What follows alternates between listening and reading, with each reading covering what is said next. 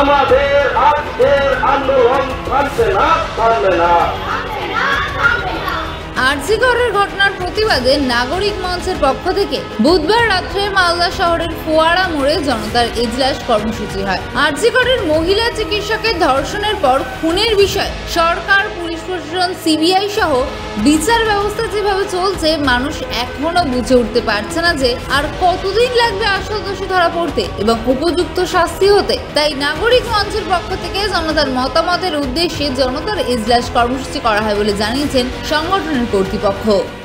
সবের উপর উৎসব, এই লেখাতে যেহেতু মুখ্যমন্ত্রী বলেছেন যে উৎসবে ফিরে আসুন, এই আমার বোন আজকে মৃত, আমার বোনের বিচার হয়নি, এই অবস্থায় আমরা কি করে এই মৃত্যু যন্ত্রণা থেকে আমরা এই উৎসব পালন করতে পারি?